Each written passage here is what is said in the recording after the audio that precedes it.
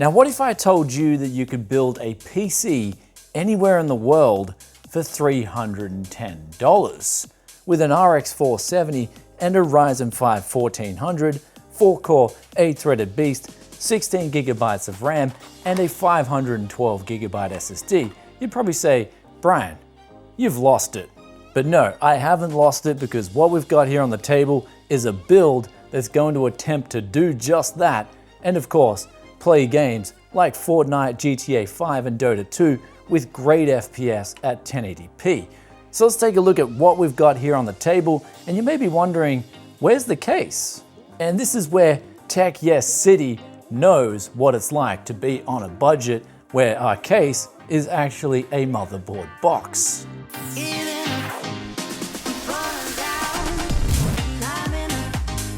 So starting from right to left, we've got here a 500 watt power supply, which can be had for around $26. I did a video on this and it handled pretty much the exact same components in terms of power consumption that we've got here with absolute ease. Then besides that, we've got a king spec 512 gigabyte SSD. Then behind that, we've got an RX 470, which can be had for around $80 shipped, which makes it extremely good value for money. And the great thing is there's heaps of them available, so you're not going to have any stress of having one of those sales where it runs out of stock very quickly. Then just in front of that, we've got the Ryzen 5 1400, which can be had for $60 with a cooler included. And then to the left of that, we've got the A320 Earthshaker from Maxsun. Now, I have heard from people on Twitter that this motherboard can have some problems. So I'm going to build this whole PC and see if there's any problems that we occur, and if so, how we're going to troubleshoot them to work. And then we've got here, the next part is Killtree, and they've got a 16 gigabyte kit of RAM, so two 8 gigabyte sticks, and this can come in at around about $60. So all up here, it's looking like the components will give out a great 1080p experience, as well as double down for a great budget 1080p video editing rig if you want to get into video editing, for example.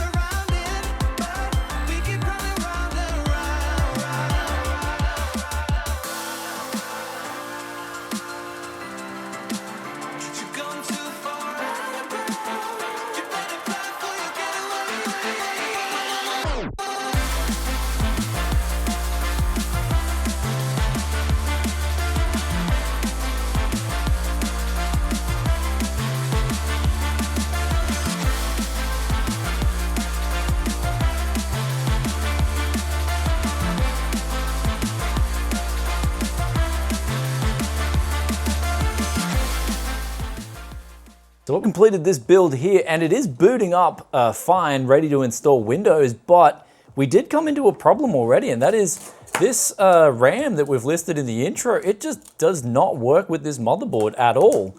I did get one stick to boot eventually, but even then it was finicky and it just wouldn't boot sometimes. So this memory is not recommended to go in combo with this motherboard already. But for what it's worth, this whole build took like 5 minutes to put together. It was extremely quick and easy. And I gotta say, the final product doesn't look all half bad once we did a bit of cable management.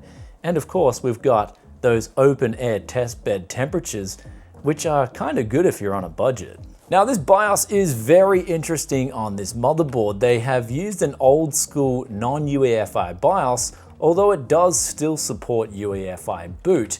Now, I'm gonna say that the memory, I believe, does actually work, this Killtree stuff, but the reason it doesn't work on the boot is because it's trying to default to 2666. And now, since there's actually no way to control the SoC voltage, which is important for getting higher memory speeds on Ryzen, especially the Ryzen 5 1400, I believe that is where your problem lies. So what we're going to try and do is set this megahertz to 2400 on this 16 gig that we put in, the 16 gigabyte kit that we put in to test with. And then if that saves and it boots, we may try and then get this memory back in there to see if it boots, which is a little bit of a bummer because I would have liked to have taken the memory to at least 2666. But one interesting thing is it looks like it has an unlocked multiplier for the CPU. So maybe overclocking is possible because we can control the voltage too for that CPU clock. So we will check that out a little bit later after we try and get this whole thing booted and some games running.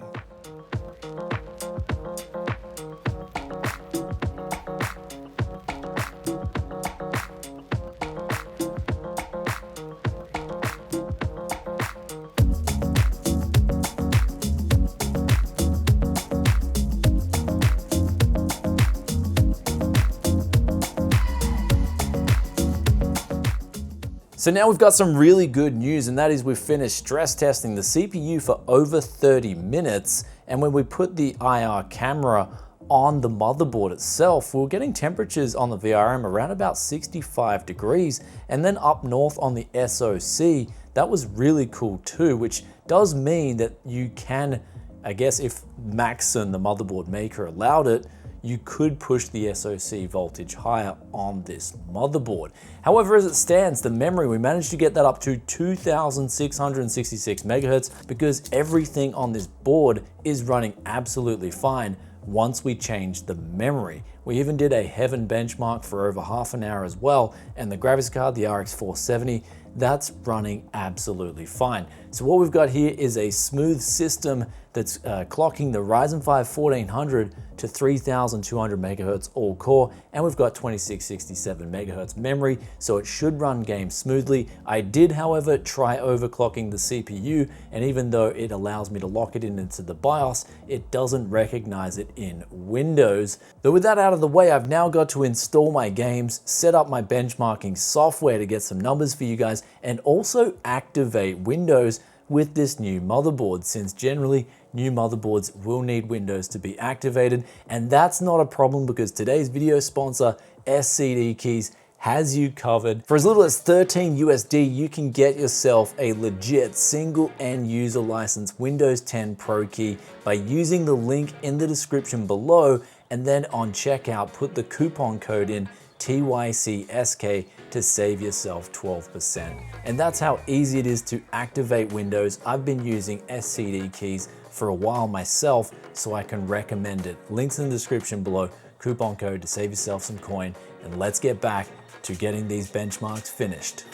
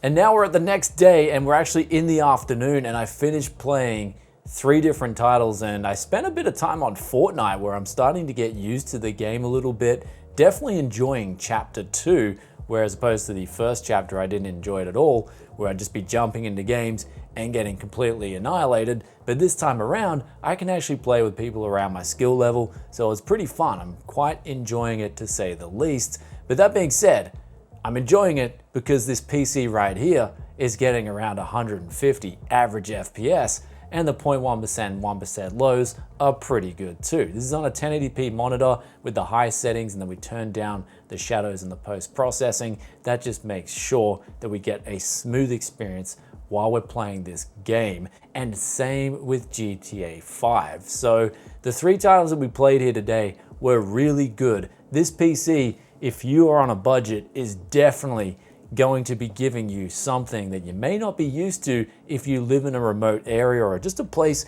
where you can't get access to good prices. That even if you can get access to prices like they have in America, this build here is seriously contending with those prices, considering we're not using a case. But even then, for just over $300, the price performance that this thing is screaming out is really good, considering we still have the upgrade path with Ryzen 5 3600. Now, speaking of the upgrade path, this is one thing I would personally change with this build. That would be the motherboard. I'd seriously go for something like an ASRock A320M HDV. You can get these for around 65 bucks. So it's another $17, but you're gonna get a proper UEFI BIOS. Memory support's going to be there. And also the most important things is the onboard audio is going to work properly, and it's going to have a gigabit Ethernet on board, because when I was copying my games over, I realized that they've only put a 100 megabits per second Ethernet adapter on this motherboard. So that means you're realistically going to get max over your network 10 megabytes per second. So if you've got an internet connection that's faster than that, then your network is going to be slowed by this controller on this motherboard. Another thing too with the onboard audio, I just couldn't get it to work.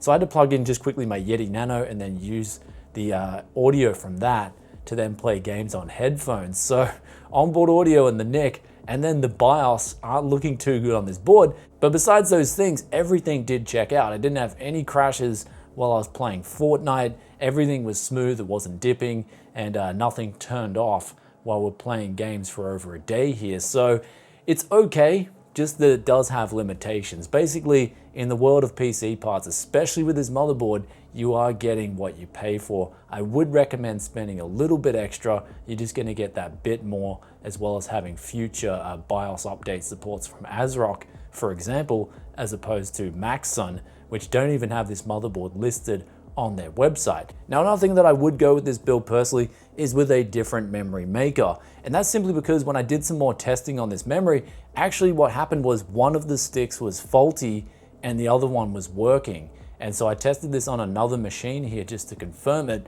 And basically what that means is that I'm pretty sure, because the packaging was still in mint condition, that they don't even check the memory coming out of their factory. They're just pretty much making it and then skipping the quality assurance testing, because that was just faulty from the get-go. It wasn't even booting up once, which means that I believe it wasn't checked properly. So if I was to do something again on this build, I would go with a different memory and also just spend a little bit more on the motherboard manufacturer and get a better board. So that would then bring the total to around $325. And then of course you can whack in a Ryzen 5 3600 when they get cheaper in the future, and they do work on A320 motherboards, I know this, and everything's going to be fine. So there it is. That's pretty much the build in a nutshell. I am impressed with the price performance, and I'm kind of happy that we didn't go with a case, because I'm finding on AliExpress, we do have another build coming up where we're using a Xeon in a smaller style case as well as a cheaper graphics card. But you just see that that case is adding $40 plus to the build. And in the case of getting a case where this graphics card fits, we're going to be adding over $50 to the whole build total. And that's just for something that's going to make your PC warmer, since the airflow is not going to be there to begin with. So everything was running cool here. CPU was just staying like in 50-degree range. The GPU was just, the max it was getting was just a little bit over 70 degrees. So nothing to worry about with temperatures, and the performance was just so good for the dollar. Though keep in mind, I did come into some problems, and I did detail them throughout today's video, and that was mainly to do with that faulty memory. And of course, the motherboard did have some drawbacks. But with that aside, I hope you guys enjoyed today's worldwide Ryzen 14 RX 470 gaming PC with 16 gigabytes of DDR4 memory and a 512 gigabyte SSD. If you did, then be sure to hit that like button. And now we've got the question of the day, which comes from Edwin Chan, and he asks, are those X-Star SSDs any good? And he's talking about the SSDs that I did show in my previous video. And now I've actually got a direct link with X-Star. I've been using their DDR3 memory that they've been supplying us with in the past, and I will say that their failure rates are extremely low. In terms of giving you guys a review with that SSD, I can maybe round up that and the King spec, the one that we used in today's video, and we can just check out the performance with these SSDs and see how they perform mainly for the dollar. Now, if I do review them, I'm not going to go hard on the actual performance because they're coming in at really good prices. So what I'm looking for in these drives would be 10 gigabytes max transfers and under, and also 4K random read and writes, which is going to be very relative to what the average gamer would be using in their system, as opposed to someone who's video editing where they'd need that really big performance, like 100 gigabyte transfers, that need those tests to see how good the SSD is. But anyway guys, I can make that video happen for you with those cheap SSDs if you want to. And also all the parts in today's video, if you want to build yourself something similar. And I must admit, the motherboard on the box, the way I put it together, it was pretty decent. I'll even put a link in the description below for a power switch so you can have the best open air budget PC in the world. And also, if you want to get a cheap Windows 10 key to go with that, today's video sponsor SCD Keys has you covered for 13 USD when you use that TYCSK coupon. Links in the description below for all this stuff, and I'll see you next time. Peace out for now. Bye. And also, sub button down there, ring the bell if you made it this far and you're not subbed already. I'll catch you next time. And yeah, Fortnite's starting to grow on me a little bit. But Brian, where's the... I know what you're thinking. And I thought ahead. LED bling, even on an open boxed PC. Let's get this cracking.